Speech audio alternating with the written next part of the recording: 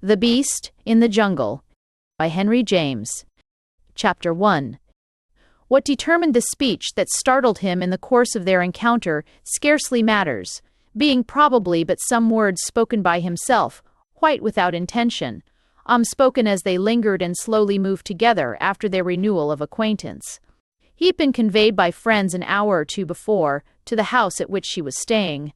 The party of visitors at the other house, of whom he was one, and thanks to whom it was his theory, as always, that he was lost in the crowd, had been invited over to luncheon. There had been after luncheon much dispersal, all in the interest of the original motive, a view of Weather End itself and the fine things, intrinsic features, pictures, heirlooms, treasures of all the arts, that made the place almost famous, and the great rooms were so numerous that guests could wander at their will, hang back from the principal group, and in cases where they took such matters with the last seriousness, give themselves up to mysterious appreciations and measurements. There were persons to be observed, singly or in couples, bending toward objects in out-of-the-way corners with their hands on their knees, and their heads nodding quite as, with the emphasis of an excited sense of smell. When they were two, they either mingled their sounds of ecstasy or melted into silences of even deeper import, so that there were aspects of the occasion that gave it for Marcher much the air of the look round, previous to a sale highly advertised, that excites or quenches, as may be, the dream of acquisition. The dream of acquisition at Weather End would have had to be wild indeed, and John Marcher found himself, among such suggestions, disconcerted almost equally by the presence of those who knew too much and by that of those who knew nothing. The great rooms caused so much poetry and history to press upon him that he needed some straying apart to feel in a proper relation with them, though this impulse was not, as happened, like the gloating of some of his companions, to be compared to the movements of a dog sniffing a cupboard. It had an issue promptly enough in a direction that was not to have been calculated. It led, briefly, in the course of the October afternoon, to his closer meeting with May Bartram, whose face, a reminder, yet not quite a remembrance as they sat much separated at a very long table, had begun merely by troubling him rather pleasantly. It affected him as the sequel of something of which he had lost the beginning. He knew it, and for the time quite welcomed it, as a continuation, but didn't know what it continued, which was an interest or an amusement the greater as he was also somehow aware, yet without a direct sign from her, that the young woman herself hadn't lost the thread. She hadn't lost it, but she wouldn't give it back to him, he saw, without some putting forth of his hand for it. And he not only saw that, but saw several things more, things odd enough in the light of the fact that at the moment some accident of grouping brought them face to face, he was still merely fumbling with the idea that any contact between them in the past would have had no importance. If it had had no importance, he scarcely knew why his actual impression of her should so seem to have so much. The answer to which, however, was that in such a life as they all appeared to be leading for the moment, one could but take things as they came. He was satisfied, without in the least being able to say why, that this young lady might roughly have ranked in the house as a poor relation, satisfied also that she was not there on a brief visit, but was more or less a part of the establishment, almost a working, a remunerated part. Didn't she enjoy at periods a protection that she paid for by helping, among other services, to show the place and explain it, deal with the tiresome people, answer questions about the dates of the building, the styles of the furniture, the authorship of the pictures, the favorite haunts of the ghost? It wasn't that she looked as if you could have given her shillings. It was impossible to look less so. Yet when she finally drifted toward him, distinctly handsome, though ever so much older than when he had seen her before, it might have been as an effect of her guessing that he had, within the couple of hours, devoted more imagination to her than to all the others put together, and had thereby penetrated to a kind of truth that the others were too stupid for. She was there on harder terms than anyone. She was there as a consequence of things suffered one way and another in the interval of years, and she remembered him very much as she was remembered, only a good deal better. Only a good deal better. By the time they at last thus came to speech, they were alone in one of the rooms, remarkable for a fine portrait over the chimney-place, out of which their friends had passed, and the charm of it was that even before they had spoken, they had practically arranged with each other to stay behind for talk. The charm, happily, was in other things too, partly in there being scarce a spot at Weatherend without something to stay behind for. It was in the way the autumn day looked into the high windows as it waned, the way the red light, breaking at the close from under a low, somber sky, reached out in a long shaft and played over old wainscots, old tapestry, old gold, old color.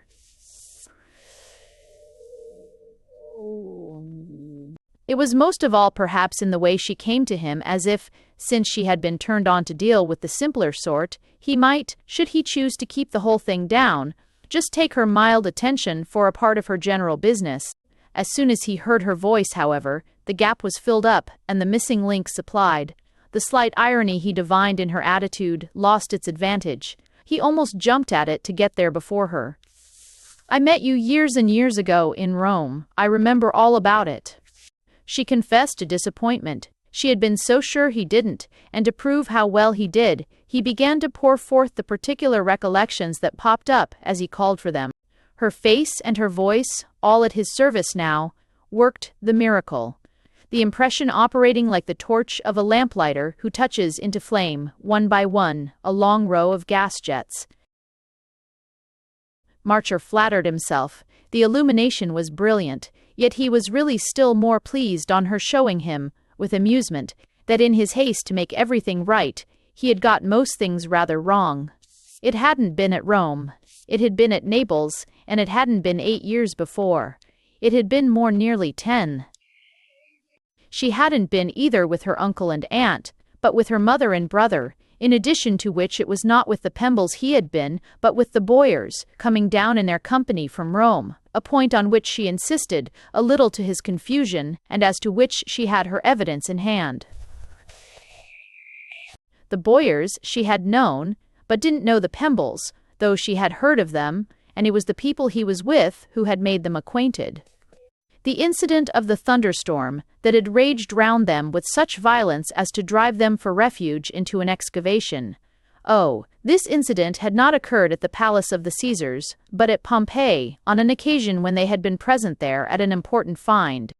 He accepted her amendments, he enjoyed her corrections, though the moral of them was, she pointed out, that he really didn't remember the least thing about her, and he only felt it as a drawback that when all was made strictly historic, there didn't appear much of anything left. They lingered together still, she neglecting her office, for from the moment he was so clever she had no proper right to him, and both neglecting the house, just waiting as to see if a memory or two more wouldn't again breathe on them. It hadn't taken them many minutes, after all, to put down on the table, like the cards of a pack, those that constituted their respective hands, only what came out was that the pack was unfortunately not perfect, that the past, invoked, invited, encouraged, could give them, naturally, no more than it had. It had made them anciently meet, her at 20, him at 25, but nothing was so strange, they seemed to say to each other, as that, while so occupied, it hadn't done a little more for them. They looked at each other, as with the feeling of an occasion missed. The present would have been so much better if the other, in the far distance, in the foreign land, hadn't been so stupidly meager. There weren't, apparently, all counted, more than a dozen little old things that had succeeded in coming to pass between them, trivialities of youth, simplicities of freshness, stupidities of ignorance, small possible germs, but too deeply buried. Too deeply, didn't it seem, to sprout after so many years? Marcher could only feel he ought to have rendered her some service, saved her from a capsized boat in the bay, or at least recovered her dressing bag, filched from her cab in the streets of Naples by a lazzarone with a stiletto.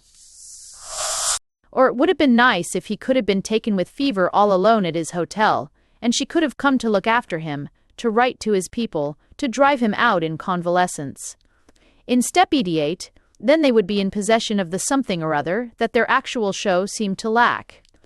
It yet somehow presented itself, this show, as too good to be spoiled, so that they were reduced for a few minutes more to wondering a little helplessly why, since they seemed to know a certain number of the same people, their reunion had been so long averted.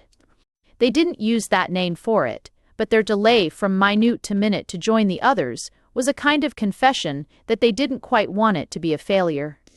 Their attempted supposition of reasons for their not having met, but showed how little they knew of each other. There came in fact a moment when Marcher felt a positive pang. It was vain to pretend she was an old friend, for all the communities were wanting, in spite of which it was as an old friend that he saw she would have suited him. He had new ones enough, was surrounded with them, for instance on the stage of the other house. As a new one, he probably wouldn't have so much as noticed her. He would have liked to invent something, get her to make believe with him that some passage of a romantic or critical kind he had originally occurred. He was really almost reaching out in imagination, as against time, for something that would do, and saying to himself that if it didn't come, this sketch of a fresh start would show for quite awkwardly bungled. They would separate, and now for no second or no third chance. They would have tried and not succeeded. Then it was, just at the turn, as he afterwards made it out to himself, that, everything else failing, she herself decided to take up the case and, as it were, save the situation. He felt as soon as she spoke that she had been consciously keeping back what she said and hoping to get on without it, a scruple in her that immensely touched him when, by the end of 3 or 4 minutes more, he was able to measure it. What she brought out, at any rate, quite cleared the air and supplied the link it was so odd he should frivolously have managed to lose. You know, you told me something I've never forgotten, and that again and again has made me think of you since. It was that tremendously hot day when we went to Sorrento across the bay for the breeze. What I allude to was what you said to me on the way back, as we sat under the awning of the boat enjoying the cool. Have you forgotten? He had forgotten, and was even more surprised than ashamed. But the great thing was that he saw in this no vulgar reminder of any sweet speech. The vanity of women had long memories, but she was making no claim on him of a compliment or a mistake. With another woman, a totally different one, he might have feared the recall, possibly even some imbecile offer. So, in having to say that he had indeed forgotten, he was conscious rather of a loss than of a gain. He already saw an interest in the matter of her mention. I try to think, but I give it up. Yet I remember the Sorrento day. I'm not very sure you do, May Bartram after a moment said, and I'm not very sure I ought to want you to. It's dreadful to bring a person back at any time to what he was 10 years before. If you've lived away from it, she smiled, so much the better. Ah, if you haven't, why should I? He asked. Lived away, you mean, from what I myself was? From what I was. I was of course an ass, Marcher went on, but I would rather know from you just the sort of ass I was than, from the moment you have something in your mind, not know anything. Still, however, she hesitated. But if you've completely ceased to be that sort, why I can then all the more bear to know. Besides, perhaps I haven't. Perhaps. Yet if you haven't, she added, I should suppose you'd remember. Not indeed that I in the least connect with my impression, the invidious name you use. If I had only thought you foolish, she explained, the thing I speak of wouldn't so have remained with me. It was about yourself. She waited as if it might come to him, but as, only meeting her eyes in wonder, he gave no sign, she burned her ships. Eyes it ever happened? Then it was that, while he continued to stare, a light broke for him and the blood slowly came to his face, which began to burn with recognition. Do you mean I told you? But he faltered, lest what came to him shouldn't be right, lest he should only give himself away. It was something about yourself that it was natural one shouldn't forget, that is, if one remembered you at all. That's why I ask you, she smiled, if the thing you then spoke of has ever come to pass. Oh, then he saw. But he was lost in wonder and found himself embarrassed. This, he also saw, made her sorry for him, as if her illusion had been a mistake. It took him but a moment, however, to feel it hadn't been, much as it had been a surprise. After the first little shock of it, her knowledge on the contrary began, even if rather strangely, to taste sweet to him.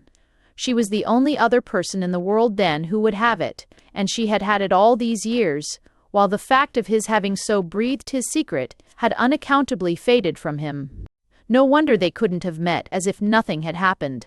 I judge, he finally said, that I know what you mean, only I had strangely enough lost any sense of having taken you so far into my confidence. Is it because you've taken so many others as well? I've taken nobody, not a creature since then. So that I'm the only person who knows? All sees, IHTs as an HTs and HTs the facts that will serve sees and HTs. The only person in the world. Well, she quickly replied, I myself have never spoken. I've never repeated of you what you told me. She looked at him so that he perfectly believed her. Their eyes met over it in such a way that he was without a doubt. And I never will. She spoke with an earnestness that, as if almost excessive, put him at ease about her possible derision. Somehow the whole question was a new luxury to him. That is from the moment she was in possession. If she didn't take the sarcastic view, she clearly took the sympathetic, and that was what he had had, in all the long time, from no one whomsoever.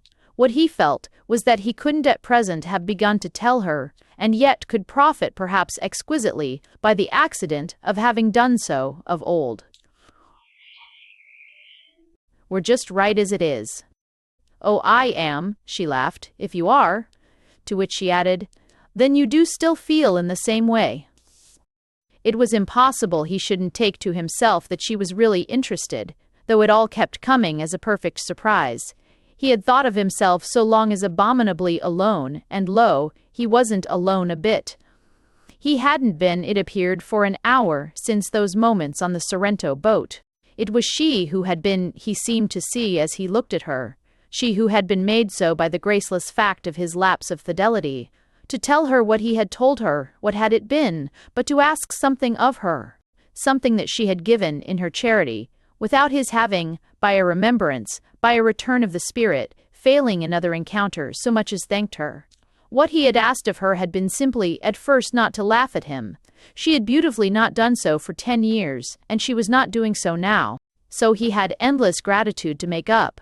Only for that he must see just how he had figured to her. What, exactly, was the account I gave?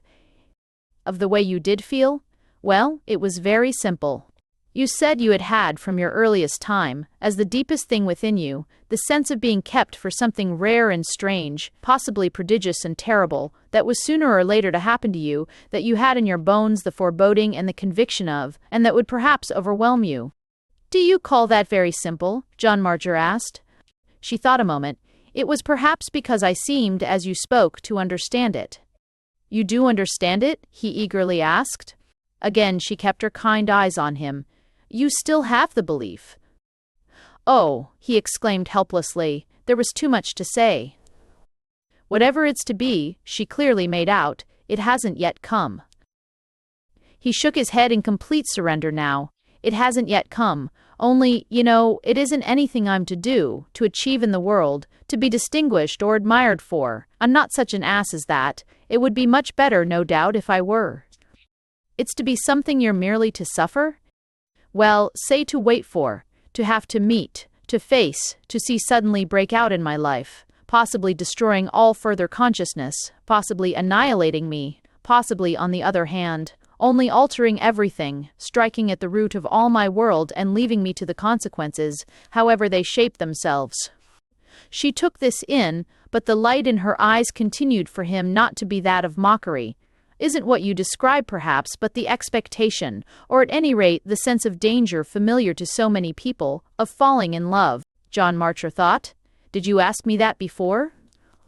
No, I wasn't so free and easy then, but it's what strikes me now. Of course, he said after a moment, it strikes you. Of course it strikes me. Of course what's in store for me may be no more than that. The only thing is, he went on, that I think if it had been that I should by this time know. Do you mean because you've been in love? And then as he but looked at her in silence, you've been in love, and it hasn't meant such a cataclysm, hasn't proved the great affair.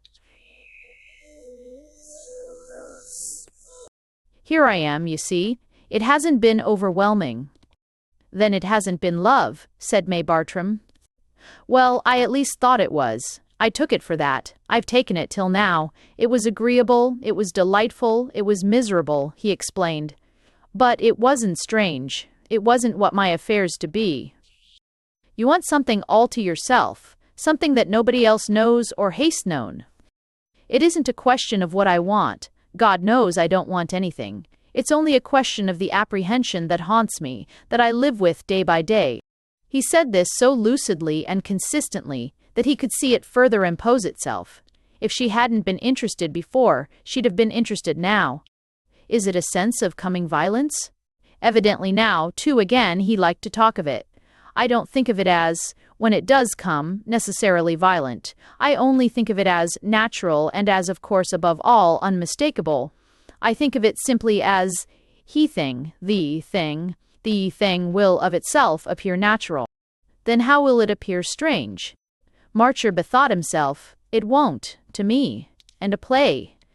To whom then? Well, he replied, smiling at last, say to you. Oh, then, I'm to be present. Why, you are present, since you know. I see. She turned it over. But, I mean, at the catastrophe, a people.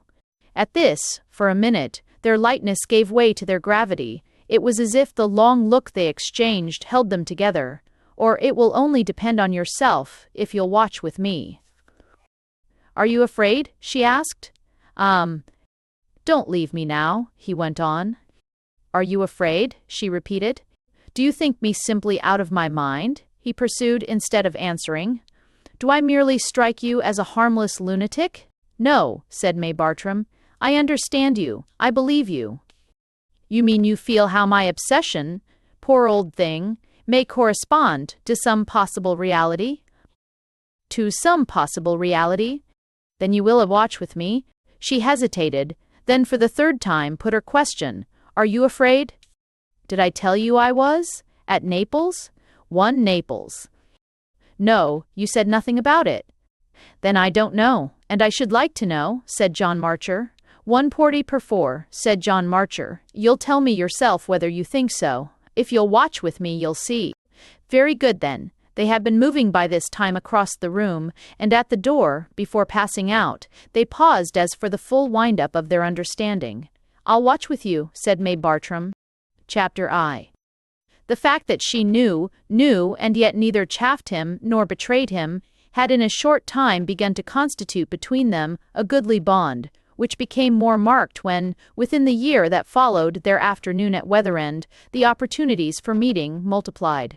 The event that thus promoted these occasions was the death of the ancient lady, her great-aunt, under whose wing, since losing her mother, she had to such an extent found shelter, and who, though but the widowed mother of the new successor to the property, had succeeded, thanks to a high tone and a high temper, in not forfeiting the supreme position at the great house.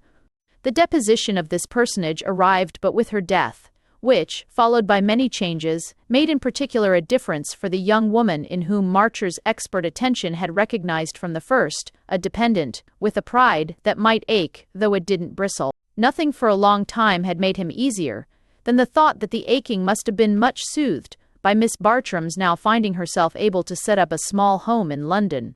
She had acquired property, to an amount that made that luxury just possible, under her aunt's extremely complicated will, and when the whole matter began to be straightened out, which indeed took time, she let him know that the happy issue was at last in view. He had seen her again before that day, both because she had more than once accompanied the ancient lady to town, and because he had paid another visit to the friends who so conveniently made of Weatherend one of the charms of their own hospitality. These friends had taken him back there, he had achieved there again with Miss Bartram some quiet detachment, and he had in London succeeded in persuading her to more than one brief absence from her aunt. They went together, on these latter occasions, to the National Gallery and the South Kensington Museum, where, among vivid reminders, they talked of Italy at large, not now attempting to recover, as at first, the taste of their youth and their ignorance. That recovery, the first day at Weatherend, had served its purpose well, had given them quite enough, so that they were, to Marcher's sense, no longer hovering about the headwaters of their stream, but had felt their boat push sharply off and down the current. They were literally afloat together. For our gentleman this was marked, quite as marked as that the fortunate cause of it was just the buried treasure of her knowledge. He had with his own hands dug up this little hoard, brought to light, that is, to within reach of the dim day constituted by their discretions and privacies. the object of value, the hiding place of which he had, after putting it into the ground himself, so strangely, so long forgotten. The rare luck of his having again just stumbled on the spot made him indifferent to any other question. He would doubtless have devoted more time to the odd accident of his lapse of memory if he hadn't been moved to devote so much to the sweetness, the comfort, as he felt, for the future, that this accident itself had helped to keep fresh. It had never entered into his plan that anyone should know, and mainly for the reason that it wasn't in him to tell anyone. That would have been impossible, for nothing but the amusement of a cold world would have waited on it. Since, however, a mysterious fate had opened his mouth betimes, in spite of him, he would count that a compensation and profit by it to the utmost. That the right person issued no, tempered the asperity of his secret more even than his shyness had permitted him to imagine, and May Bartram was clearly right, because there she was. Her knowledge simply settled it. He would have been sure enough by this time, had she been wrong. There was that in his situation, no doubt, that disposed him too much to see her as a mere confidant, taking all her light for him from the fact only, of her interest in his predicament, from her mercy, sympathy, seriousness, her consent not to regard him as the funniest of the funny.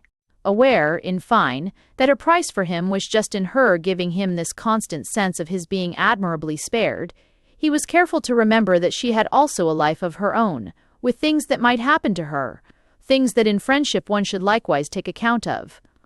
Something fairly remarkable came to pass with him, for that matter, in this connection, something represented by a certain passage of his consciousness, in the suddenest way, from one extreme to the other. He had thought himself, so long as nobody knew, the most disinterested person in the world, carrying his concentrated burden, his perpetual suspense, ever so quietly, holding his tongue about it, giving others no glimpse of it nor of its effect upon his life, asking of them no allowance, and only making on his side all those that were asked. He hadn't disturbed people with the queerness of their having to know a haunted man, though he had had moments of rather special temptation on hearing them say they were forsooth unsettled. If they were as unsettled as he was, he who had never been settled for an hour in his life, they would know what it meant. Yet it wasn't, all the same, for him to make them, and he listened to them civilly enough. This was why he had such good, though possibly such rather colorless, manners. This was why, above all, he could regard himself, in a greedy world, as decently, as in fact perhaps even a little sublimely, unselfish. Our point is accordingly, that he valued this character quite sufficiently to measure his present danger of letting it lapse, against which he promised himself to be much on his guard. He was quite ready, none the less, to be selfish just a little, since surely no more charming occasion for it had come to him. Just a little, in a word, was just as much as Miss Bartram, taking one day with another, would let him. He never would be in the least coercive, and would keep well before him the lines on which consideration for her, the very highest, ought to proceed.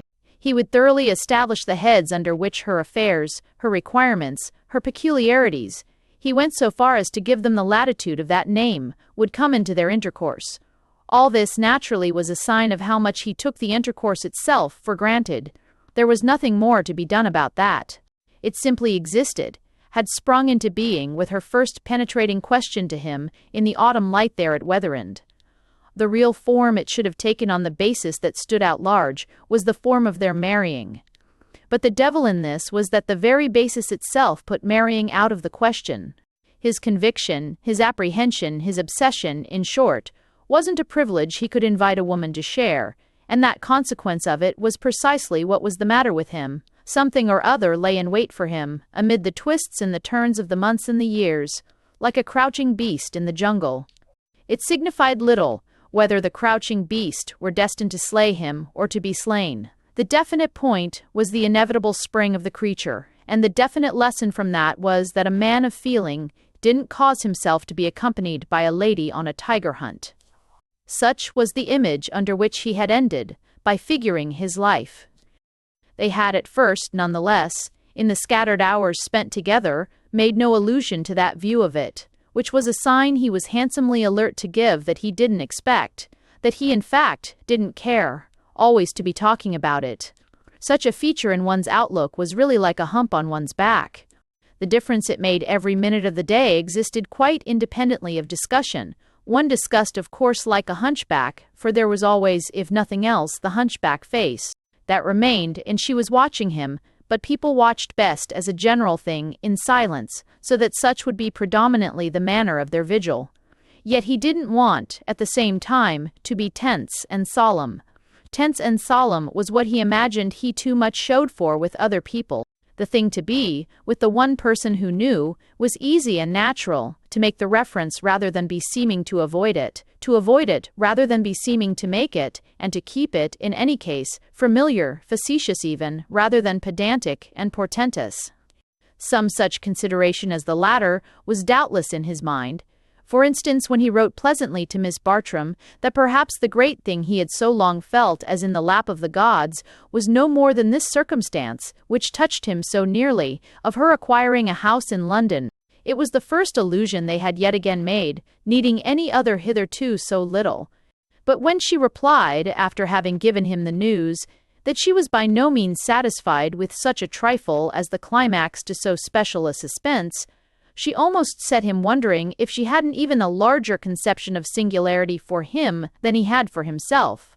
He was at all events destined to become aware, little by little, as time went by, that she was all the while looking at his life, judging it, measuring it, in the light of the thing she knew, which grew to be, at last, with the consecration of the years, never mentioned between them, save as the real truth about him, that had always been his own form of reference to it. But she adopted the form so quietly that, looking back at the end of a period, he knew there was no moment at which it was traceable that she had, as he might say, got inside his idea, or exchanged the attitude of beautifully indulging for that of still more beautifully believing him. It was always open to him to accuse her of seeing him, but as the most harmless of maniacs, and this, in the long run, since it covered so much ground, was his easiest description of their friendship. He had a screw loose for her, but she liked him in spite of it, and was practically, against the rest of the world, his kind, wise keeper, unremunerated but fairly amused and, in the absence of other near ties, not disreputably occupied. The rest of the world of course thought him queer, but she only, knew how, and above all why, queer, which was precisely what enabled her to dispose the concealing veil in the right folds. She took his gaiety from him, since it had to pass with them for gaiety, as she took everything else, but she certainly so far justified by her unerring touch his finer sense of the degree to which he had ended by convincing her. She at least never spoke of the secret of his life except as the real truth about you, and she had in fact a wonderful way of making it seem, as such, the secret of her own life too. I December 12, that was in fine how he so constantly felt her as allowing for him, he couldn't on the whole call it anything else. He allowed for himself, but she, exactly, allowed still more, partly because, better placed for a sight of the matter, she traced his unhappy perversion through reaches of its course, into which he could scarce follow it. He knew how he felt, but, besides knowing that, she knew how he looked as well.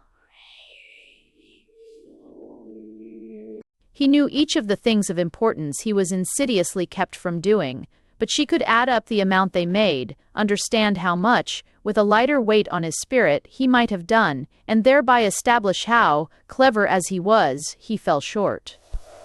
Above all, she was in the secret of the difference between the forms he went through, those of his little office under government, those of caring for his modest patrimony, for his library, for his garden in the country, for the people in London whose invitations he accepted and repaid, and the detachment that reigned beneath them, and that made of all behavior, all that could in the least be called behavior, a long act of dissimulation.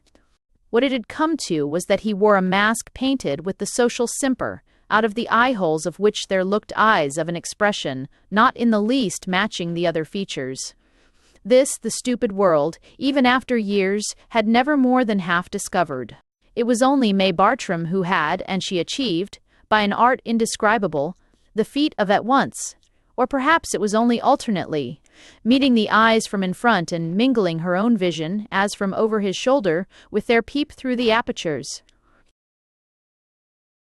So while they grew older together, she did watch with him, and so she let this association give shape and color to her own existence, Beneath her forms as well, detachment had learned to sit, and behavior had become for her, in the social sense, a false account of herself. There was but one account of her that would have been true all the while, and that she could give straight to nobody, least of all to John Marcher. Her whole attitude was a virtual statement, but the perception of that only seemed called to take its place for him as one of the many things necessarily crowded out of his consciousness. If she had, moreover, like himself, to make sacrifices to their real truth, it was to be granted that her compensation might have affected her as more prompt and more natural. They had long periods in this London time, during which, when they were together, a stranger might have listened to them without in the least pricking up his ears. On the other hand, the real truth was equally liable at any moment to rise to the surface, and the auditor would then have wondered indeed what they were talking about. They had from an early hour made up their mind that society was, luckily, unintelligent, and the margin allowed them by this had fairly become one of their commonplaces. Yet there were still moments when the situation turned almost fresh, usually under the effect of some expression drawn from herself. Her expressions doubtless repeated themselves, but her intervals were generous. What saves us, you know, is that we answer so completely to so usual an appearance, that of the man and woman whose friendship has become such a daily habit, or almost, as to be at last indispensable. That, for instance, was a remark she had frequently enough had occasion to make, though she had given it at different times different developments. What we are especially concerned with is the turn it happened to take from her one afternoon when he had come to see her in honor of her birthday. This anniversary had fallen on a Sunday, at a season of thick fog and general outward gloom, but he had brought her his customary offering, having known her now long enough to have established 100 small traditions. It was one of his proofs to himself, the present he made her on her birthday, that he hadn't sunk into real selfishness. It was mostly nothing more than a small trinket, but it was always fine of its kind, and he was regularly careful to pay for it more than he thought he could afford. Our habit saves you, at least, don't you see? Because it makes you, after all, for the vulgar, indistinguishable from other men. What's the most inveterate mark of men in general? Why, the capacity to spend endless time with dull women. To spend it, I won't say without being bored, but without minding that they are, without being driven off at a tangent by it, which comes to the same thing. I'm your dull woman, a part of the daily bread, for which you pray at church. That covers your tracks more than anything. And what covers yours? Asked Marcher, whom his dull woman could mostly to this extent amuse. I see of course what you mean by your saving me, in this way and that, so far as other people are concerned. I've seen it all along. Only, what is it that saves you? I often think, you know, of that. She looked as if she sometimes thought of that too, but rather in a different way. Where other people, you mean, are concerned. Well, you're really so in with me, you know. As a sort of result of my being so in with yourself, I mean of my having such an immense regard for you, being so tremendously mindful of all you've done for me, I sometimes ask myself if it's quite fair. Fair, I mean to have so involved and, since one may say it, interested you. I almost feel as if you hadn't really had time to do anything else. Anything else but be interested? She asked. Ah, what else does one ever want to be? If I've been watching with you, as we long ago agreed I was to do, watching's always in itself an absorption. Oh, certainly, John Marcher said, if you hadn't had your curiosity. Only, doesn't it sometimes come to you as time goes on that your curiosity isn't being particularly repaid? May Bartram had a pause. Do you ask that, by any chance, because you feel at all that yours isn't? I mean because you have to wait so long. Oh, he understood what she meant. For the thing to happen that never does happen. For the beast to jump out. No, I'm just where I was about it. It isn't a matter as to which I can choose. I can decide for a change. It isn't one as to which there can be a change. It's in the lap of the gods. One's in the hands of one's law. There one is. As to the form the law will take, the way it will operate, that's its own affair. Yes, Miss Bartram replied. Of course one's fate's coming. Of course it has come in its own form and its own way, all the while. Only, you know, the form and the way in your case were to have been, well, something so exceptional and, as one may say, so particularly your own. Something in this made him look at her with suspicion. You say, were to have been, as if in your heart you had begun to doubt. Oh, she vaguely protested. As if you believed, he went on, that nothing will now take place. She shook her head slowly, but rather inscrutably. Or you're far from my thought.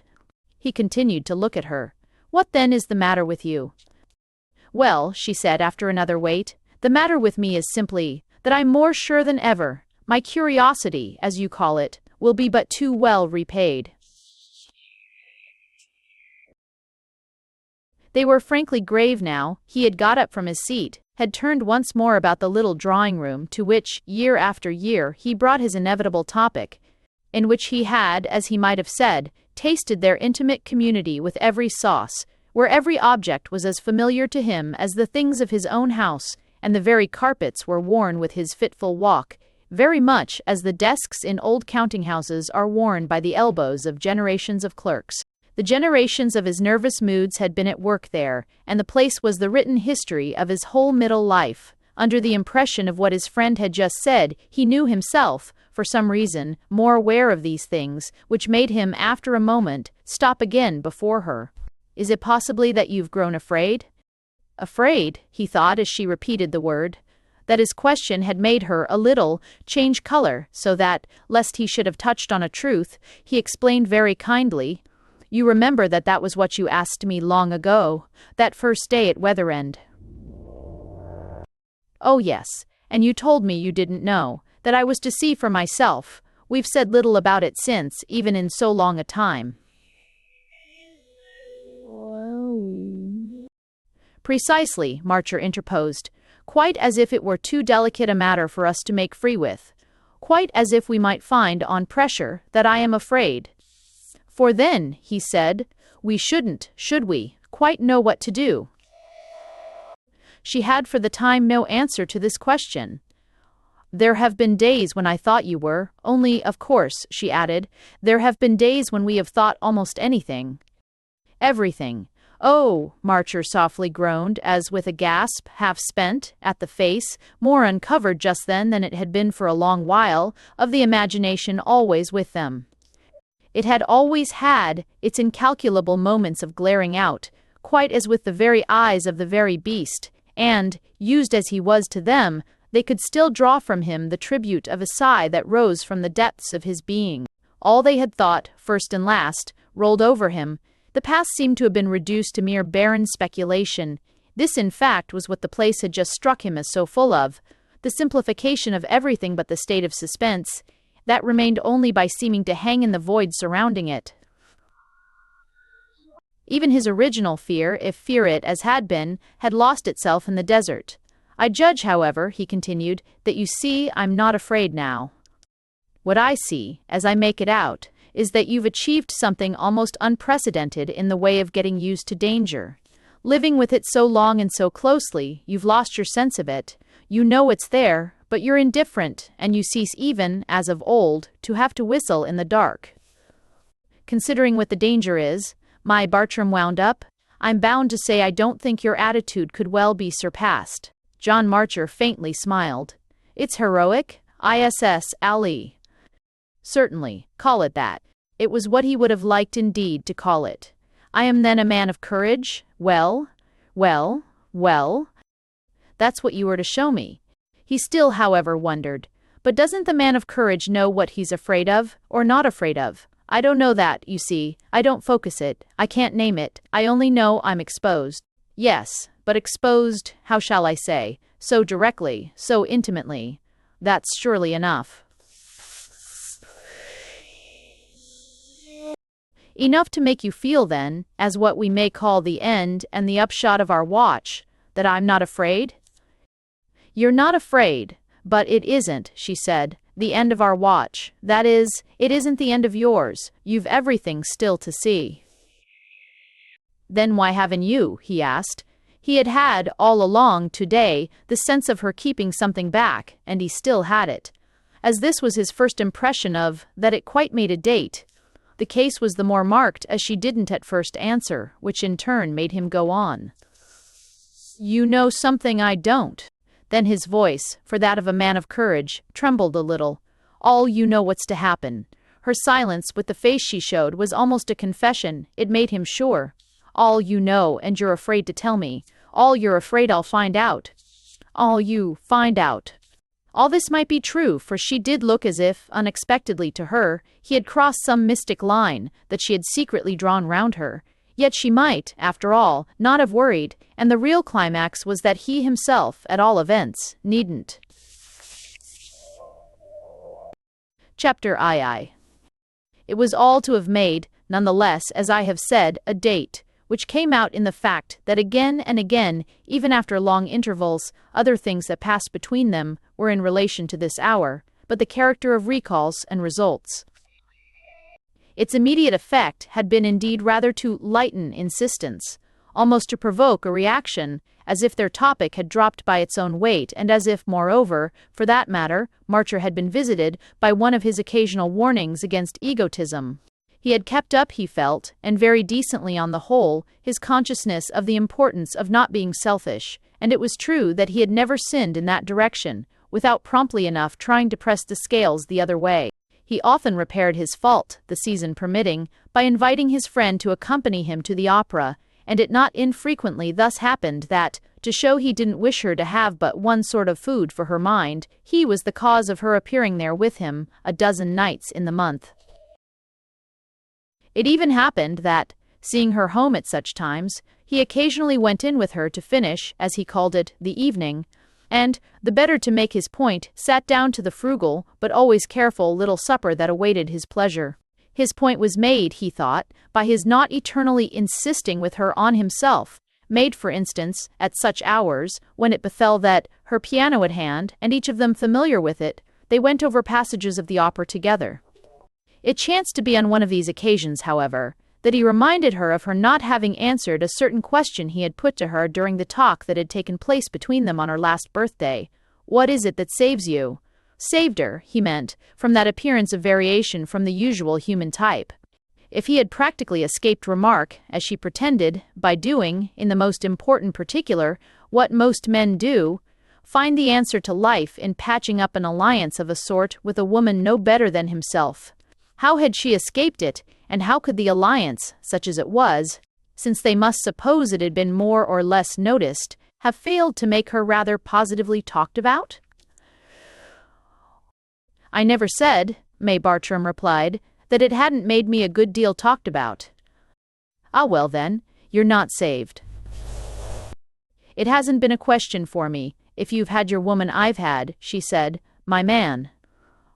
"And you mean that makes you all right?" "Oh, it was always as if there were so much to say. I don't know why it shouldn't make me, humanly, which is what we're speaking of, as right as it makes you." "I see," Marcher returned.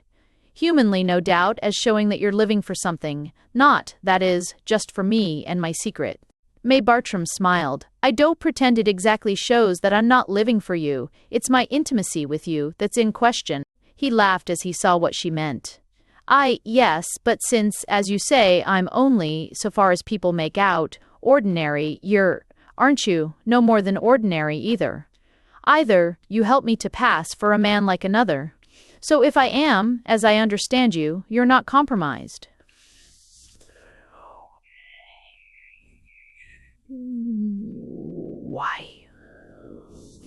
She had another of her waits, but she spoke clearly enough. "One tea, that's it. It's all that concerns me, to help you to pass for a man like another." He was careful to acknowledge the remark handsomely.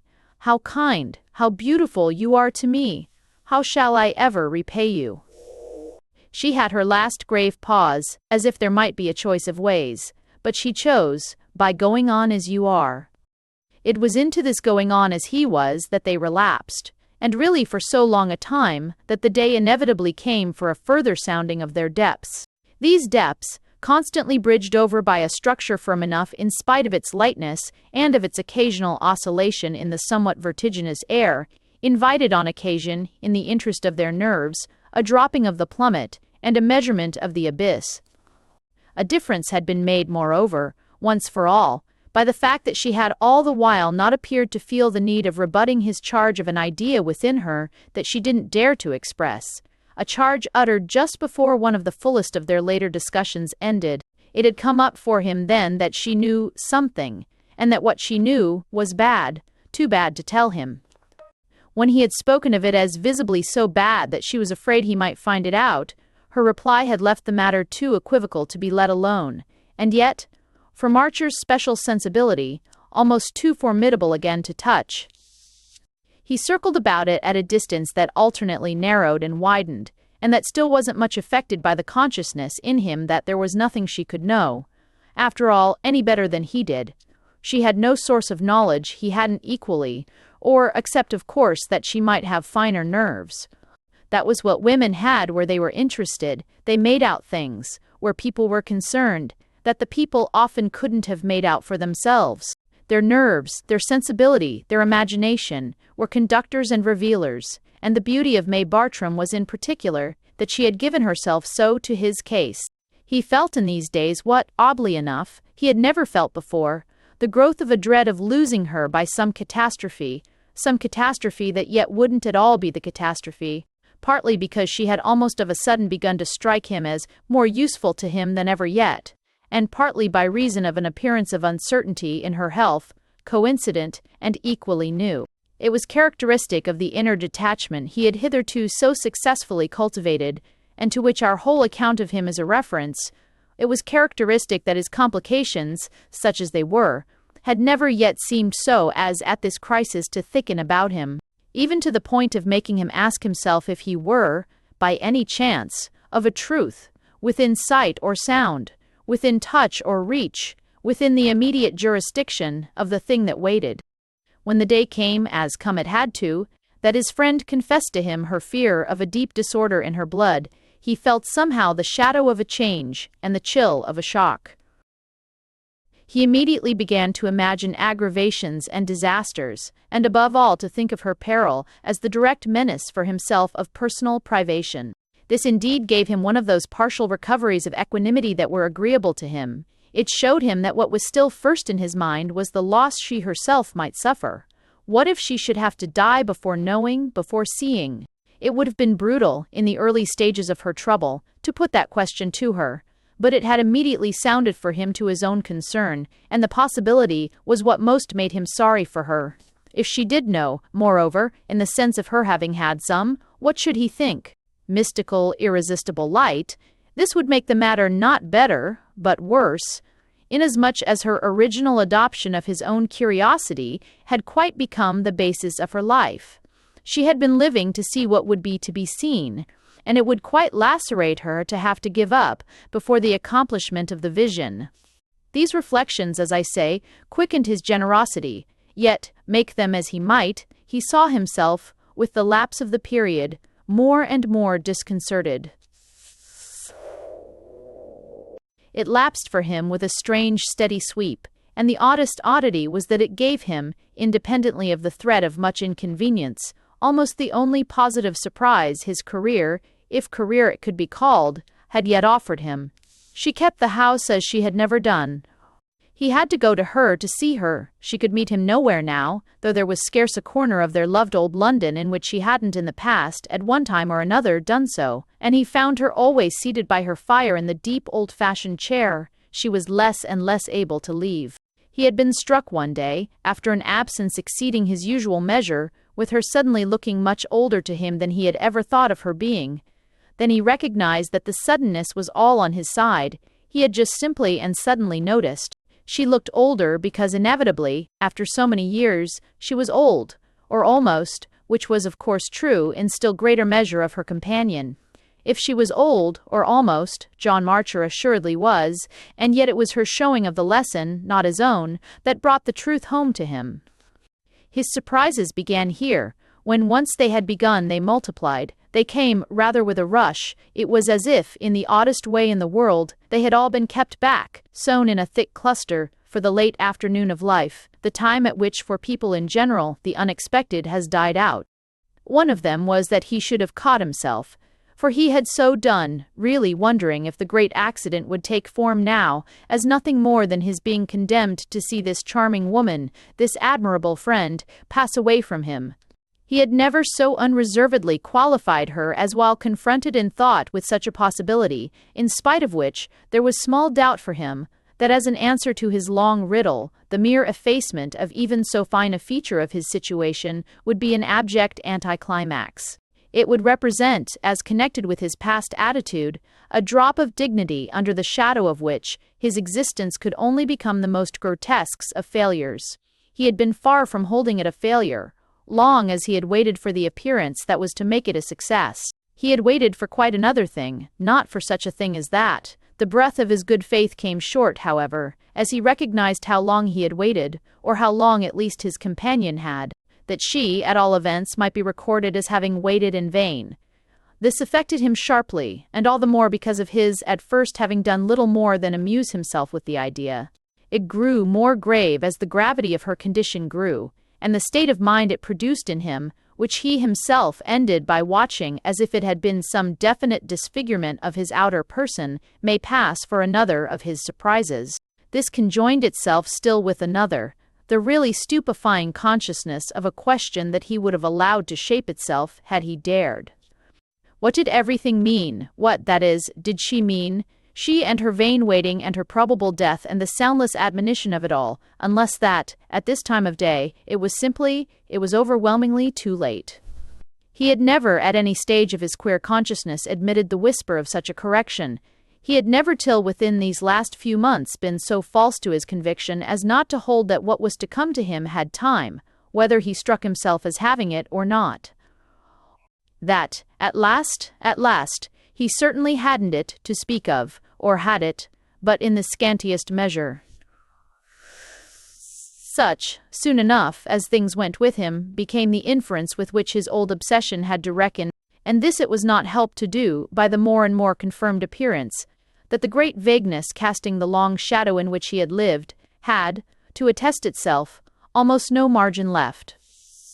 Since it was in time that he was to have met his fate, so it was in time that his fate was to have acted, and as he waked up to the sense of no longer being young, which was exactly the sense of being stale, just as that, in turn, was the sense of being weak, he waked up to another matter beside.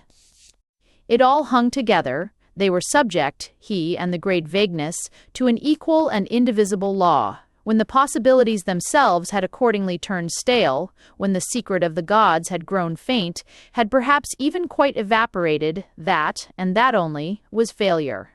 It wouldn't have been failure to be bankrupt, dishonored, pilloried, hanged. It was failure not to be anything.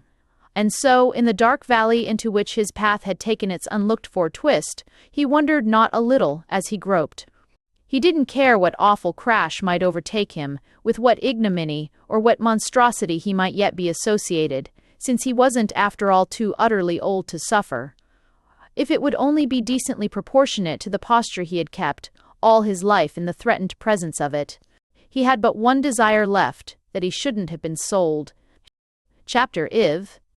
Then it was that, one afternoon, while the spring of the year was young and new, she met all in her own way, his frankest betrayal of these alarms. He had gone in late to see her, but evening hadn't settled and she was presented to him in that long, fresh light of waning April days, which affects us often with a sadness sharper than the greyest hours of autumn. The week had been warm, the spring was supposed to have begun early, and May Bartram sat, for the first time in the year, without a fire. A fact that, to Marcher's sense, gave the scene of which she formed part a smooth and ultimate look, an air of knowing, in its immaculate order and cold meaningless cheer, that it would never see a fire again. Her own aspect, he could scarce have said why, intensified this note. Almost as white as wax, with the marks and signs in her face as numerous and as fine as if they had been etched by a needle, with soft white draperies relieved by a faded green scarf on the delicate tone of which the years had further refined. She was the picture of a serene and exquisite, but impenetrable sphinx, whose head, or indeed, all whose person, might have been powdered with silver. She was a sphinx, yet with her white petals and green fronds she might have been a lily too, only an artificial lily, wonderfully imitated and constantly kept, without dust or stain, though not exempt from a slight droop and a complexity of faint creases under some clear glass bell. The perfection of household care, of high polish and finish, always reigned in her rooms, but they now looked most as if everything had been wound up, tucked in, put away, so that she might sit with folded hands and with nothing more to do. She was out of it. To Marcher's vision, her work was over. She communicated with him as across some gulf or from some island of rest that she had already reached, and it made him feel strangely abandoned. Was it, or rather wasn't it, that if for so long she had been watching with him, the answer to their question must have swum into her ken and taken on its name, so that her occupation was verily gone. He had as much as charged her with this in saying to her, many months before, that she even then knew something she was keeping from him. It was a point he had never since ventured to press, vaguely fearing as he did that it might become a difference, perhaps a disagreement, between them. He had in this later time turned nervous, which was what he, in all the other years, had never been, and the oddity was that his nervousness should have waited till he had begun to doubt, should have held off so long as he was sure. There was something, it seemed to him, that the wrong word would bring down on his head, something that would so at least ease off his tension. But he wanted not to speak the wrong word, that would make everything ugly. He wanted the knowledge he lacked to drop on him, if drop it could, by its own august weight. If she was to forsake him, it was surely for her to take leave. This was why he didn't directly ask her again what she knew, but it was also why, approaching the matter from another side, he said to her in the course of his visit, "What do you regard as the very worst that at this time of day can happen to me?" He had asked her that in the past often enough. They had, with the odd irregular rhythm of their intensities and avoidances, exchanged ideas about it, and then had seen the ideas washed away by cool intervals, washed like figures traced in sea sand. It had ever been the mark of their talk that the oldest allusions in it required but a little dismissal and reaction to come out again, sounding for the hour as new. She could thus at present meet his enquiry quite freshly and patiently. "Oh yes, I've repeatedly thought. Only it always seemed to me of old that I couldn't quite make up my mind. I thought of dreadful things between which it was difficult to choose, and so must you have done. Rather, I feel now as if I had scarce done anything else. I appear to myself to have spent my life in thinking of nothing but dreadful things. A great many of them I've at different times named to you, but there were others I couldn't name. They were too dreadful. Too dreadful, some of them."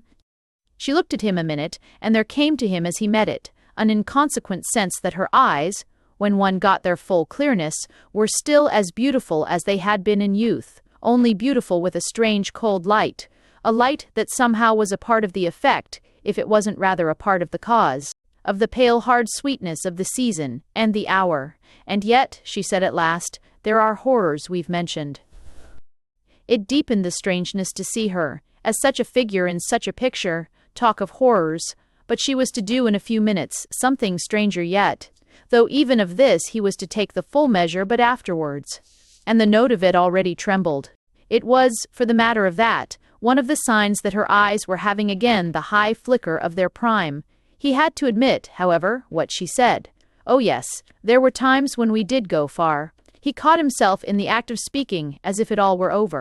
Well, he wished it were, and the consummation depended for him clearly, more and more on his friend.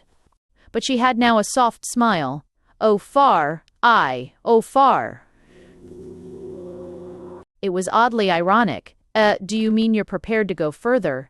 She was frail and ancient and charming as she continued to look at him, yet it was rather as if she had lost the thread. "Do you consider that we went far?" "Why, I thought it the point you were just making, that we had looked most things in the face." "Including each other," she still smiled.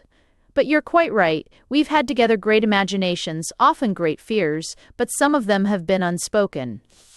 "Then the worst? We haven't faced that. I could face it, I believe, if I knew what you think it. I feel," he explained, "as if I had lost my power to conceive such things." And he wondered if he looked as blank as he sounded. "It's spent." "Then why do you assume," she asked, "that mine isn't?" "Because you've given me signs to the contrary. It isn't a question for you of conceiving, imagining, comparing. It isn't a question now of choosing." At last, he came out with it. "One I reasing boat no, I don't. One I reasing boat no, I don't know. One I rising boat no. These last words had affected her. He made out in a moment, exceedingly, and she spoke with firmness. I've shown you, my dear, nothing. He shook his head. Well, you can't hide it. Oh, May Bartram sounded over what she couldn't hide. It was almost a smothered groan. You admitted it months ago, when I spoke of it to you as of something you were afraid I should find out. Your answer was that I couldn't, that I wouldn't, and I don't pretend I have. But you had something therefore in mind, and I see now how it must have been, how it still is, the possibility that, of all possibilities, has settled itself for you as the worst. This, he went on, is why I appeal to you. I'm only afraid of ignorance today, I'm not afraid of knowledge. And then as for a while she said nothing. What makes me sure is that I see in your face and feel here, in this air and amid these appearances, that you're out of it. You've done, you've had your experience, you leave me to my fate. Well, she listened, motionless and white in her chair, as on a decision to be made, so that her manner was fairly an avowal, though still, with a small fine inner stiffness, an imperfect surrender. You are, it would be the worst, she finally let herself say. I mean, the thing I've never said. It hushed him a moment. More monstrous than all the monstrosities we've named? More monstrous. Isn't that what you sufficiently express, she asked, in calling it the worst? Marcher thought. Assuredly, if you mean, as I do, something that includes all the loss and all the shame that are thinkable. It would if it should have happened, said May Bartram. What we're speaking of, remember, is only my idea. It's your belief, Marcher returned. That's enough for me. I feel your beliefs are right. Therefore, if, having this one, you give me no more light on it, you abandon me. No, she repeated. I'm with you, don't you see, still. And as to make it more vivid to him, she rose from her chair, a movement she seldom risked in these days, and showed herself, all draped and all soft, in her fairness and slimness. I haven't forsaken you. It was really, in its effort against weakness, a generous assurance, and had the success of the impulse not, happily, been great, it would have touched him to pain more than to pleasure. But the cold charm in her eyes had spread, as she hovered before him, to all the rest of her person, so that it was for the minute almost a recovery of youth. He couldn't pity her for that, he could only take her as she showed, as capable even yet of helping him. It was as if, at the same time, her light might at any instant go out, wherefore he must make the most of it. There passed before him with intensity the 3 or 4 things he wanted most to know, but the question that came of itself to his lips really covered the others. Old own time, then tell me if I shall consciously suffer. She promptly shook her head. Never. It confirmed the authority he imputed to her, and it produced on him an extraordinary effect. Well, what's better than that? Do you call that the worst? You think nothing is better? She asked. She seemed to mean something so special that he again sharply wondered, though still with the dawn of a prospect of relief. Why not, if one doesn't know? After which, as their eyes, over his question, met in a silence, the dawn deepened, and something to his purpose came prodigiously out of her very face. His own, as he took it in, suddenly flushed to the forehead, and he gasped with the force of a perception to which, on the instant, everything fitted. The sound of his gasp filled the air. Then he became articulate. I see, if I don't suffer. In her own look, however, was doubt. You see what? You see what? Why, what you mean, what you've always meant. She again shook her head. What I mean isn't what I've always meant. It's different. It's something new? She hung back from it a little. Something new. It's not what you think. I see what you think. I see what you think. His divination drew breath then, only her correction might be wrong. It isn't that I am a blockhead, he asked between faintness and grimness. It isn't that it's all a mistake? A mistake, she pityingly echoed. That possibility, for her, he saw, would be monstrous, and if she guaranteed him the immunity from pain, it would accordingly not be what she had in mind. Oh no, she declared, it's nothing of that sort. You've been right. Yet he couldn't help asking himself if she weren't, thus pressed, speaking, but to save him. It seemed to him he should be most in a hole if his history should prove all a platitude. Are you telling me the truth, so that I shan't have been a bigger idiot than I can bear to know? I haven't lived with a vain imagination, in the most besotted illusion. I haven't waited but to see the door shut in my face. She shook her head again. However the case stands, that isn't the truth. Whatever the reality, it is a reality. It is a reality. The door isn't shut. The door's open, said May Bartram. Then something's to come. She waited once again, always with her cold, sweet eyes on him. It's never too late. She had, with her gliding step, diminished the distance between them, and she stood nearer to him, close to him, a minute, as if still charged with the unspoken. Her movement might have been for some finer emphasis of what she was at once hesitating and deciding to say. He had been standing by the chimney-piece, fireless and sparely adorned, a small, perfect old French clock and 2 morsels of rosy Dresden constituting all its furniture, and her hand grasped the shelf while she kept him waiting, grasped it a little as for support and encouragement. She only kept him waiting, however, that is, he only waited. It had become suddenly, from her movement and attitude, beautiful and vivid to him, that she had something more to give him. Her wasted face delicately shone with it. It glittered almost as with the white luster of silver in her expression. She was right, incontestably, for what he saw in her face was the truth, and strangely, without consequence, while their talk of it as dreadful was still in the air, she appeared to present it as inordinately soft. This, prompting bewilderment, made him but gape the more gratefully for her revelation, so that they continued for some minutes silent, her face shining at him, her contact imponderably pressing, and his stare all kind, but all expectant. Something else took place instead, which seemed to consist at first in the mere closing of her eyes. She gave way at the same instant to a slow, fine shudder, and though he remained staring, though he stared in fact, but the harder, turned off and regained her chair. It was the end of what she had been intending, but it left him thinking only of that. Well, you don't say? She had touched in her passage a bell near the chimney, and had sunk back strangely pale. I'm afraid I'm too ill. Too ill to tell me? It sprang up sharp to him, and almost to his lips, the fear she might die without giving him light. He checked himself in time from so expressing his question, but she answered as if she had heard the words. Don't you know, now? Now, she had spoken as if some difference had been made within the moment, but her maid, quickly obedient to her bell, was already with them. I know nothing. I know. And he was afterwards to say to himself that he must have spoken with odious impatience, such an impatience as to show that, supremely disconcerted, he washed his hands of the whole question. Oh, said May Bartram. Are you in pain? He asked as the woman went to her. No, said May Bartram. Her maid, who had put an arm round her as if to take her to her room, fixed on him eyes that appealingly contradicted her, in spite of which, however, he showed once more his mystification. What then has happened? She was once more, with her companion's help, on her feet, and feeling withdrawal imposed on him, he had blankly found his hat and gloves and had reached the door.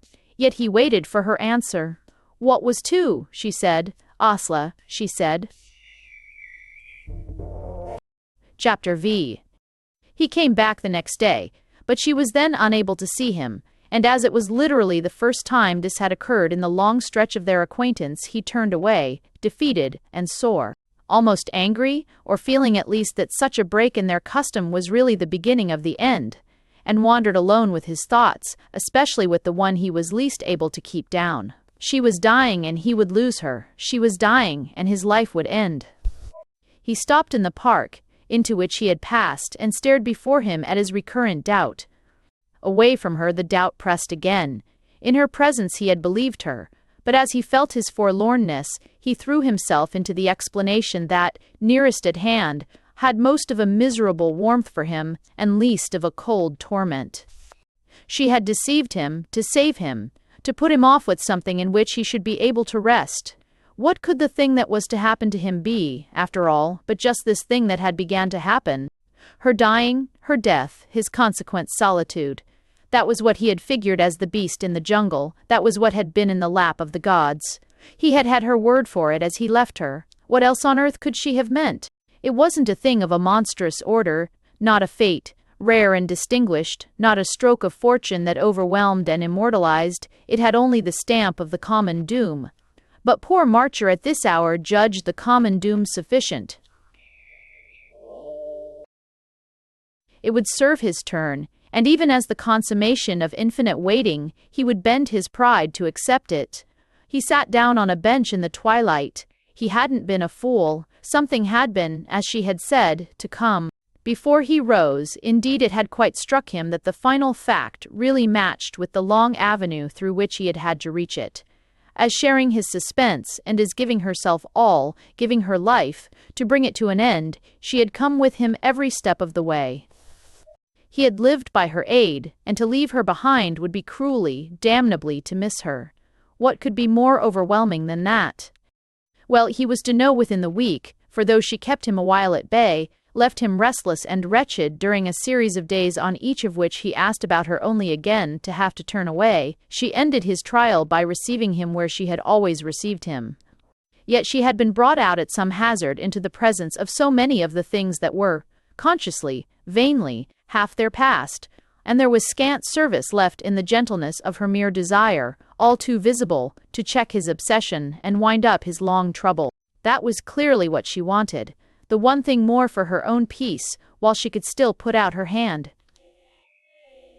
He was so affected by her state that, once seated by her chair, he was moved to let everything go. It was she herself, therefore, who brought him back, took up again, before she dismissed him, her last word of the other time. She showed how she wished to leave their business in order. "I'm not sure you understood. You've nothing to wait for more. It has come." Oh, how he looked at her. Really? Really. The thing that, as you said, was Stu. The thing that we began in our youth to watch for. Face to face with her once more he believed her, it was a claim to which he had so abjectly little to oppose. You mean that it has come as a positive, definite occurrence, with a name and a date? Positive, definite. I don't know about the name, but with a date. He found himself again too helplessly at sea. But come in the night, come and pass me by? May Bartram had her strange, faint smile. Oh no, it hasn't passed you by. But if I haven't been aware of it, and it hasn't touched me. Ah, you're not being aware of it, and she seemed to hesitate an instant to deal with this. Your not being aware of it is the strangeness in the strangeness. It's the wonder of the wonder. It's the wonder. It's the wonder. She spoke as with the softness almost of a sick child. Yet now at last, at the end of all, with the perfect straightness of a sibyl.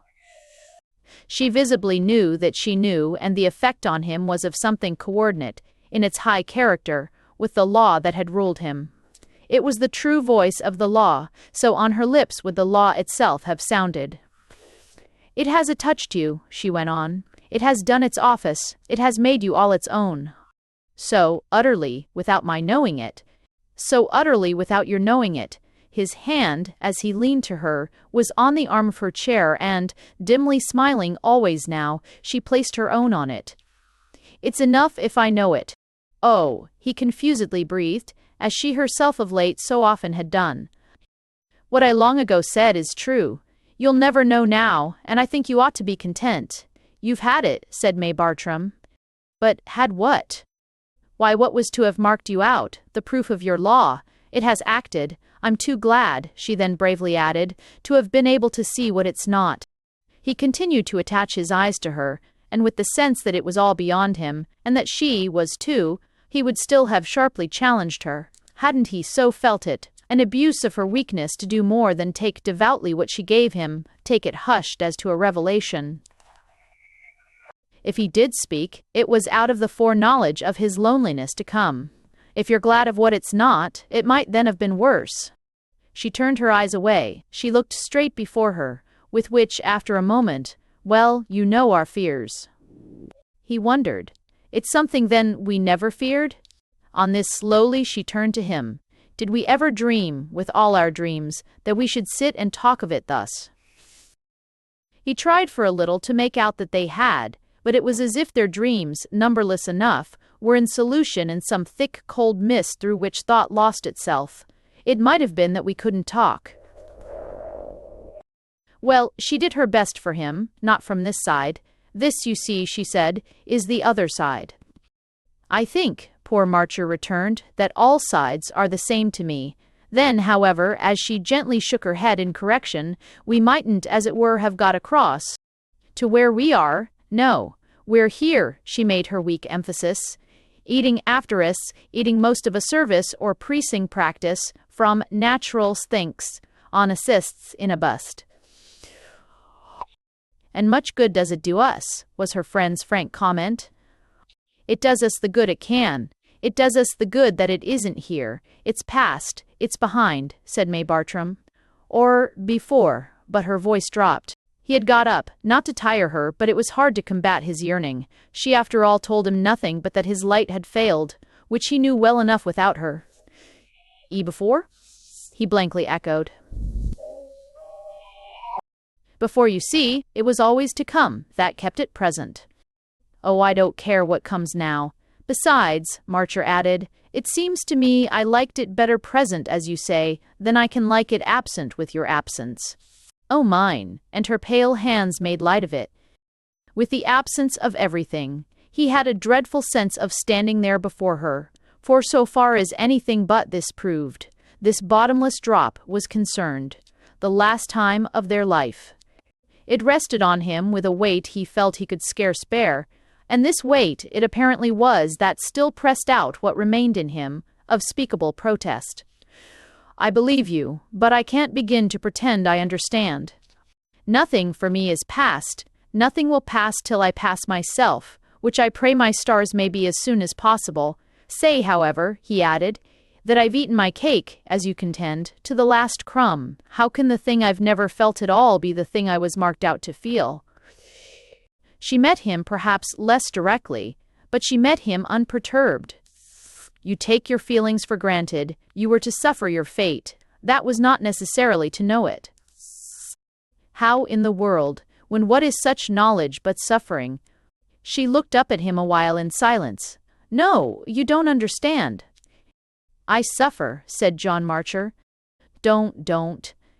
How can I help, at least that's it. Don't, May Bartram repeated.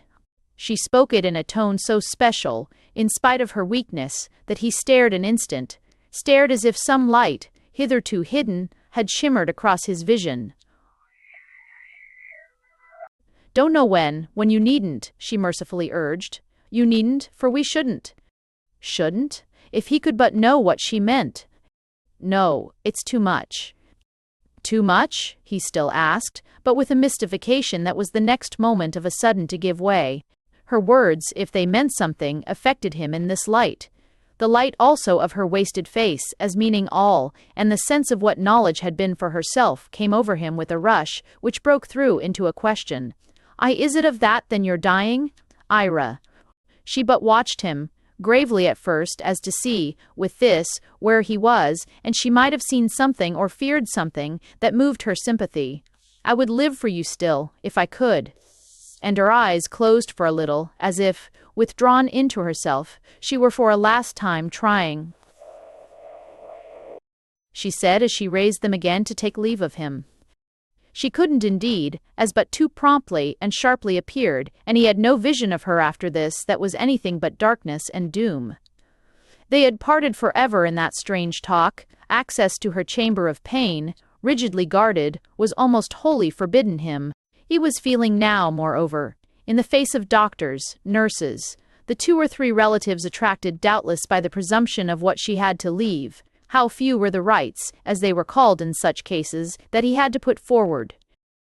And how odd it might even seem that their intimacy shouldn't have given him more of them. The stupidest 4th cousin had more, even though she had been nothing in such a person's life. She had been a feature of features in his, for what else was it to have been so indispensable?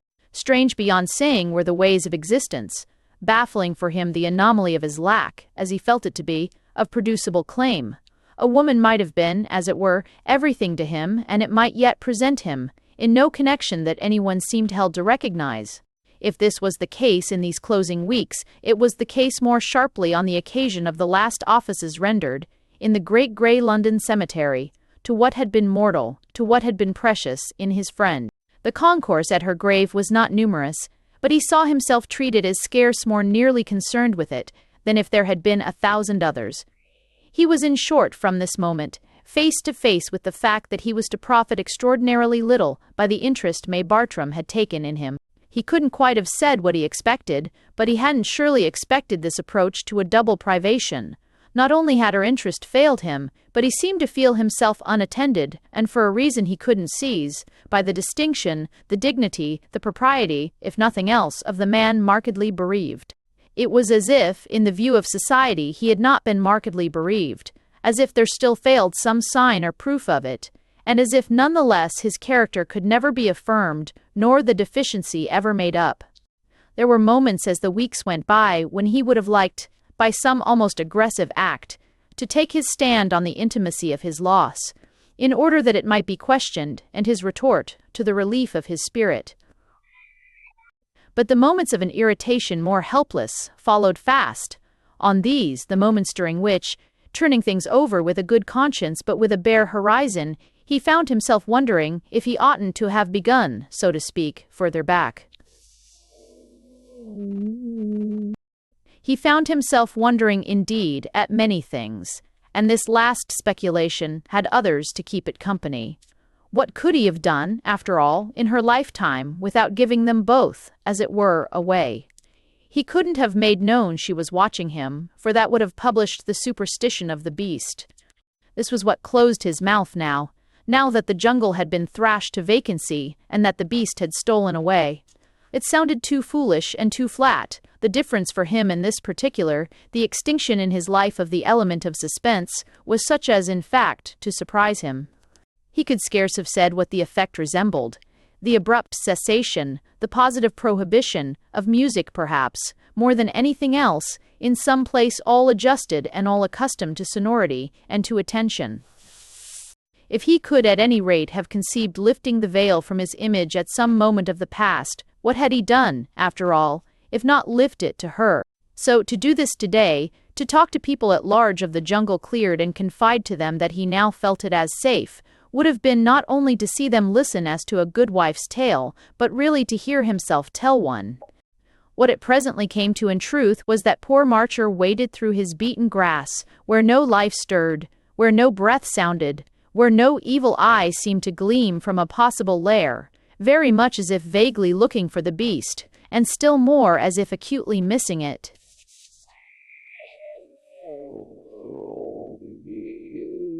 He walked about in an existence that had grown strangely more spacious, and, stopping fitfully in places where the undergrowth of life struck him as closer, asked himself yearningly, wondered secretly and sorely, if it would have lurked here or there.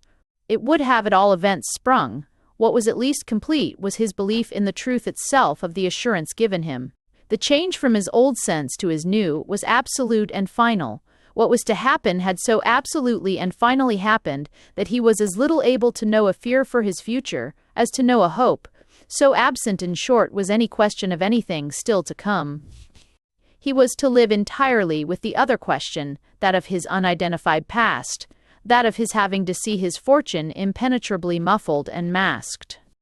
The torment of this vision became then his occupation.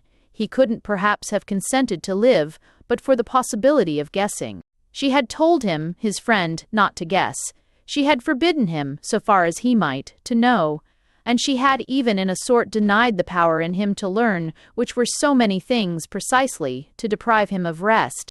It wasn't that he wanted, he argued for fairness, that anything past and done should repeat itself. It was only that he shouldn't, as an anticlimax, have been taken sleeping so sound as not to be able to win back by an effort of thought the lost stuff of consciousness. He declared to himself at moments that he would either win it back or have done with consciousness forever. He made this idea his one motive in fine, made it so much his passion that none other to compare with it seemed ever to have touched him. The lost stuff of consciousness became, thus for him as a strayed or stolen child, to an unappeasable father, he hunted it up and down very much as if he were knocking at doors and inquiring of the police. This was the spirit in which, inevitably, he set himself to travel. He started on a journey that was to be as long as he could make it. It danced before him that, as the other side of the globe couldn't possibly have less to say to him, it might, by a possibility of suggestion, have more. Before he quitted London, however, he made a pilgrimage to May Bartram's grave, took his way to it through the endless avenues of the grim suburban necropolis, sought it out in the wilderness of tombs, and, though he had come but for the renewal of the act of farewell, found himself, when he had at last stood by it, beguiled into long intensities. He stood for an hour, powerless to turn away, and yet powerless to penetrate the darkness of death, fixing with his eyes her inscribed name and date, beating his forehead against the fact of the secret they kept, drawing his breath, while he waited, as if some sense would in pity of him rise from the stones. He kneeled on the stones, however, in vain. They kept what they concealed, and if the face of the tomb did become a face for him, it was because her two names became a pair of eyes that didn't know him. He gave them a last long look, but no palest light broke. Chapter V. He stayed away, after this, for a year. He visited the depths of Asia, spending himself on scenes of romantic interest, of superlative sanctity, but what was present to him everywhere was that for a man who had known what he had known, the world was vulgar and vain. The state of mind in which he had lived for so many years shone out to him, in reflection, as a light that colored and refined, a light beside which the glow of the East was garish, cheap, and thin. The terrible truth was that he had lost, with everything else, a distinction as well. The things he saw couldn't help being common when he had become common to look at them. He was simply now one of them himself. He was in the dust, without a peg for the sense of difference, and there were hours when, before the temples of gods and the sepulchres of kings, his spirit turned for nobleness of association to the barely discriminated slab in the London suburb. That had become for him, and more intensely with time and distance, his one witness of a past glory. It was all that was left to him for proof or pride, yet the past glories of pharaohs were nothing to him as he thought of it. Small wonder then that he came back to it on the morrow of his return. He was drawn there this time as irresistibly as the other, yet with a confidence, almost, that was doubtless the effect of the many months that had elapsed. He had lived in spite of himself into his change of feeling, and in wandering over the earth had wandered, as might be said, from the circumference to the center of his desert.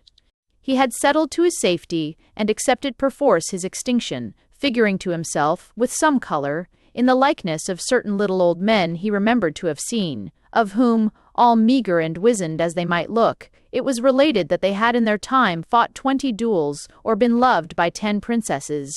They indeed had been wondrous for others, while he was but wondrous for himself, which, however, was exactly the cause of his haste to renew the wonder by getting back, as he might put it, into his own presence. That had quickened his steps and checked his delay. If his visit was prompt, it was because he had been separated so long from the part of himself that alone he now valued. It's accordingly not false to say that he reached his goal with a certain elation and stood there again with a certain assurance.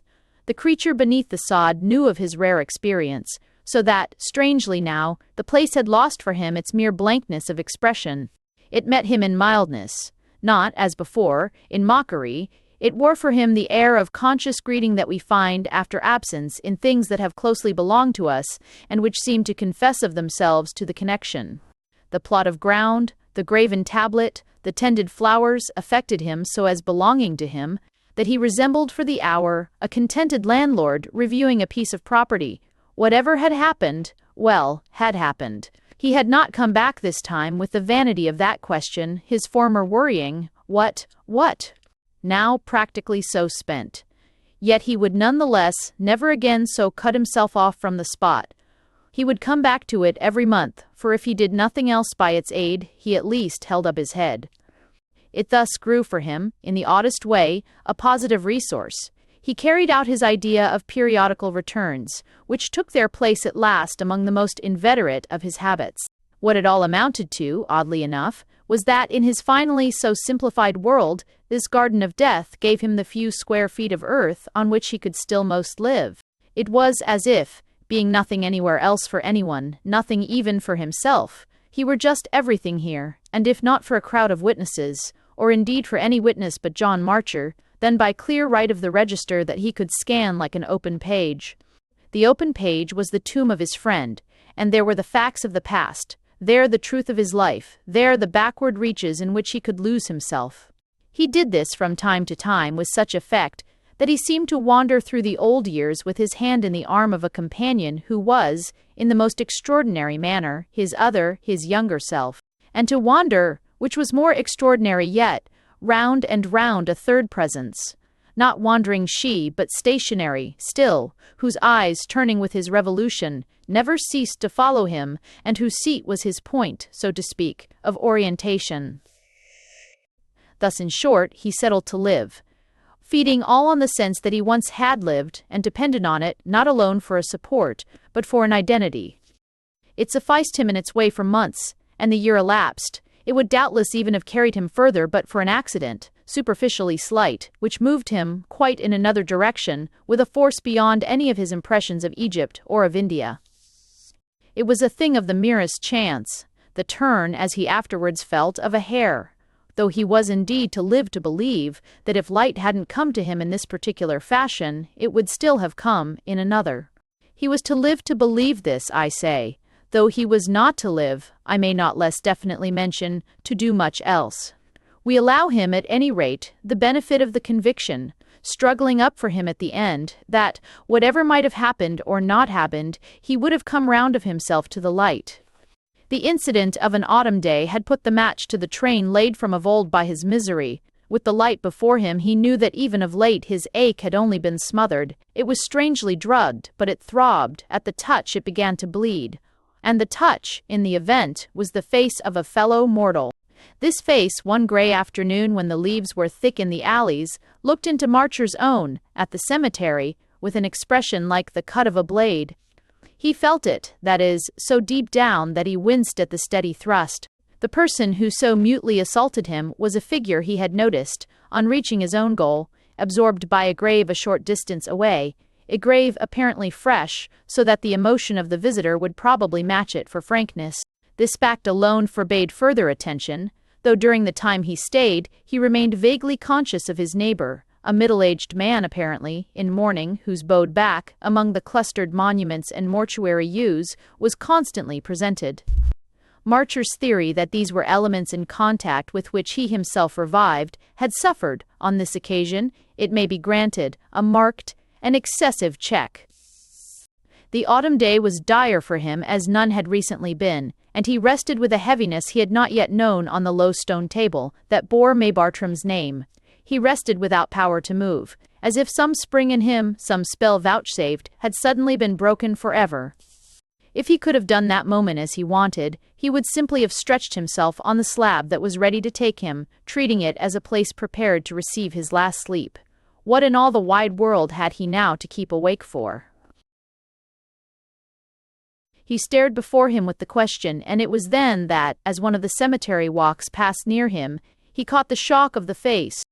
His neighbor at the other grave had withdrawn, as he himself, with force enough in him, would have done by now, and was advancing along the path on his way to one of the gates. This brought him close, and his pace was slow, so that, all the more as there was a kind of hunger in his look, the two men were for a minute directly confronted. Marcher knew him at once for one of the deeply stricken, a perception so sharp that nothing else in the picture comparatively lived, neither his dress, his age, nor his presumable character and class, nothing lived but the deep ravage of the features that he showed. He showed them, that was the point. He was moved, as he passed, by some impulse that was either a signal for sympathy, or, more possibly, a challenge to an opposed sorrow. He might already have been aware of our friend, might at some previous hour have noticed in him the smooth habit of the scene, with which the state of his own senses so scantly consorted, and might thereby have been stirred as by an overt discord. What Marcher was at all events conscious of was in the first place that the image of scarred passion presented to him was conscious too, of something that profaned the air, and in the second that, roused, startled, shocked, he was yet the next moment looking after it, as it went, with envy. The most extraordinary thing that had happened to him, though he had given that name to other matters as well, took place, after his immediate vague stare, as a consequence of this impression. The stranger passed, but the raw glare of his grief remained, making our friend wonder in pity, what wrong, what wound it expressed, what injury not to be healed, what had the man had dad, to make him by the loss of it, so bleed and yet live. Something, and this reached him with a pang, that he, John Marcher, hadn't, the proof of which was precisely John Marcher's arid end. No passion had ever touched him, for this was what passion meant. He had survived and maundered and pined, but where had been his deep ravage? The extraordinary thing we speak of was the sudden rush of the result of this question. The sight that had just met his eyes named to him, as in letters of quick flame, something he had utterly, insanely missed, and what he had missed made these things a train of fire, made them mark themselves in an anguish of inward throbs. He had seen outside of his life, not learned it within, the way a woman was mourned when she had been loved for herself. Such was the force of his conviction of the meaning of the stranger's face, which still flared for him as a smoky torch. It hadn't come to him, the knowledge, on the wings of experience. It had brushed him, jostled him, upset him, with the disrespect of chance, the insolence of accident. Now that the illumination had begun, however, it blazed to the zenith, and what he presently stood there gazing at was the sounded void of his life.